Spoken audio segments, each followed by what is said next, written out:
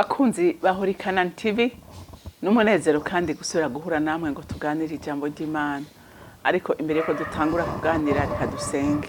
Uri Imana ishoboye byose, uri Imana itananirwa, uri Imana ikora ibikomeye n'ibitangaza bigatangaza abantu.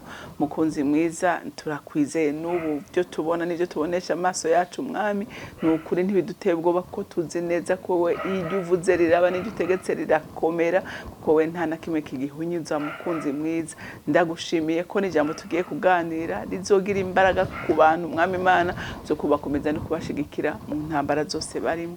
Ushimagizwe kandi wubahwe muri byose na hose, mu izina ryawe ryera Yesu Kristo umwami wanje senze nizeye kubyumvise. Amen, amen.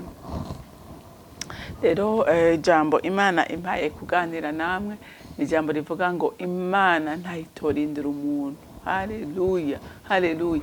Naho ubona hateye ubwoba, n'ibyo ubona urimo biteye ubwoba, n'ibyo umva, nta na hamwe, nta na kimwe Imana idashoboye. Haleluya. Naho ubona hadashoboka kurindira, Imana ibishatira kurindira. Reka turabe dusome ijambo ry'Imana muri Yona igice cya mbere, dusome umurongo w'17. Yona yarazi ko ibyo birangiye, ariko ntiyamenya ko ahubwo ibyo bitanguye. Haleluya. Kuko iyavuze ari iki? Iyavuze ari yo kwizerwa no kubikora irabikora. Ngo Uhoraho ategeka urufi runini ngo rumire Yona, maze Yona amara mu nda y'urufi iminsi 3 n'amajoro 3. Amen. Murumva Yona yisabiye gupfa. Yisabiye gupfa ko yavuga ati jewe ibimana ntumye ntabyo mpa nakoze. Sishobora kujya kuburira abantu b'Ininewe, hakuja kubaburira, imprefeye gupfa. Imana ati wewe uri kurapinzanya nanje.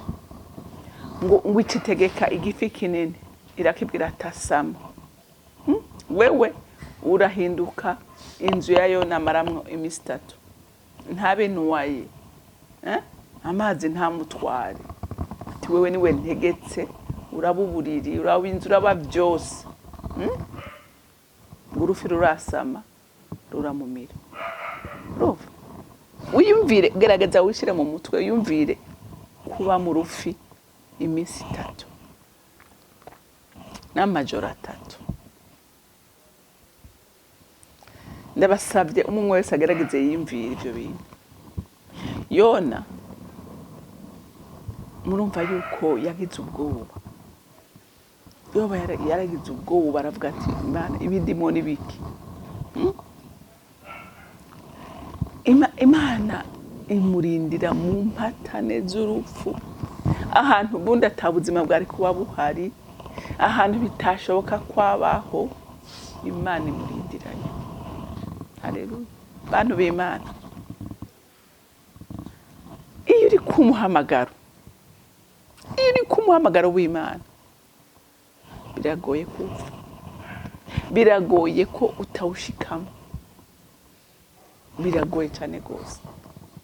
Satani naho yogerageza, naho nawe wogerageza gukwepa, naho wogerageza guhunga gute, Imana yaravuze ku ijambo irarikurikirana. Yona arindigwa mu nda y'urufi iminsi 3. Urufi ntigwamumira, urufi ntigwamwekenya, urufi umva oxygen, nimwiyumvire iyo oxygen yavuye kugira ashobore kuguma abaho. Ngene n'inzara itamwiciye, umva ni ibintu birenze ubwenge. Rero ibintu by'Imana, abantu b'Imana, abantu batabitinya, jewe sindabazi. Imana yivuze nukuri wirinde ntumere nka Yona. Yarinze gutagwa mu kiyaga, amigwa n'urufa maramwe iminsi 3 n'amajoro 3. Wirinde ntumere nkawe, kuko uyu munsi hariho abantu benshi bameze nka Yona kubera kugararira ijwi ry'Imana. Ariko nagira ndakubwire ngo no muri go ruhirahira urimo, no muri uko gukomantaza umutima urimo, Imana izokurinda. Ushobora kuba uri mu byago bikomeye, nawe utabona ingene ubisohokamo nagira ndaguhumurize nkubwire ngo niya Imana uri biriko bikubako kubera umuhamagaro wawe wanse no kwitaba menya ngo Imana izokurinda mpaka utahuye ukamenya neza uti Imana ndamanitse ibiganza ndemeye njana aho ushaka unkoresha ibyo ugomba. Haleluya, haleluya. Kuko Imana yivuze bivuze iramurinda, iravuga ngo ndarinda icyo navuze, kandi uyu mugabo ateza gukoreshwa ibyo namubariye atana kimwe gihazemo. Haleluya. Kuko ukuboko kw'Imana kurakomeye. Nta muntu n'umwe bantu b'Imana yoba gakomeye imbere y'Imana. Nta muntu n'umwe afise ubushobozi bw'ukebya ngo reke guca mu nzira Imana imugomba.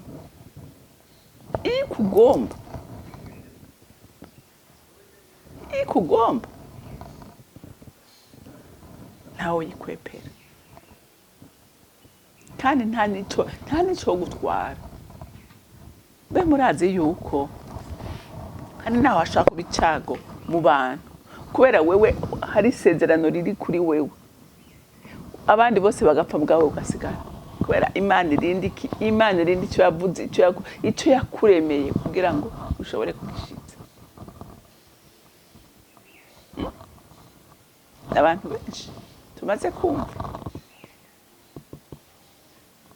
ugasanga wewe ibyago birashitse ku bandi, muga wewe Imana irakuzitiriye, Imana irakuzigamye. Kubera iki? Kubera umuhamagaro uri ku buzima bwawe.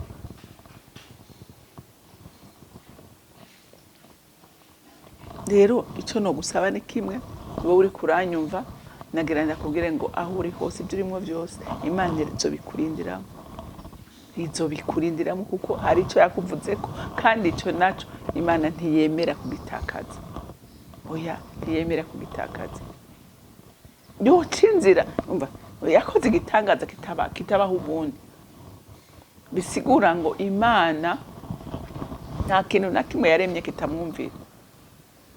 Ibintu byaremwe byose birumvira Imana. Icyo Imana ivuze ibyaremwe bikora uko nyene. Urufi rwaramuzigamye, ruramubera inzu, ruramubera ubwugamo, ruramubera ifunguro, ruramubera byose. Rero ndakwinginga kubw'imbabazi z'Imana ngo ntutinye ibyo uri kuracamo byose, ntutinye. Nihaba hari icyo Imana yakuvuzeko ntutinye. Haleluya. Byose bizoba. Satani yogerageza, yokubita hirya, yokubita hino, ariko ntazogushobora. Haleluya, haleluya. Ntazogushobora. Kumbure na Satani ngere yavuze ati kayona ndakaronse, ntikazoja kuburira abantu b'Ininewe. Abonye nayo nayivugiye ati je ni muntu yabukiyaga ca Satani yavuze ati ndamuronse, noneho acapfa ikiyaga kiramumira. Imana nayo iti itegwe ku rufi, iti nguyu mwana wanje araje asama, umutegere kandi umuzigamire mu nda yawe, hama nzokubwira icyo ukora. Haleluya, haleluya. Ati nzokubwira iki? Nzokubwira icyo umukoresha. Urufi rurabyumvira, rurabikora.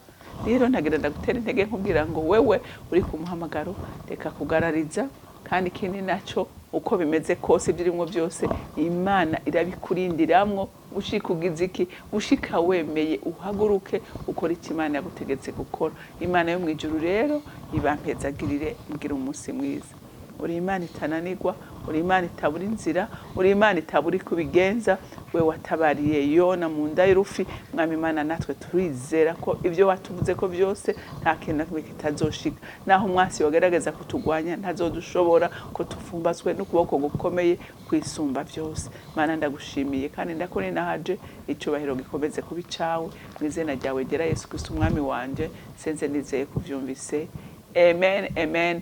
Mwarahezagiwe, mugira umunsi mwiza.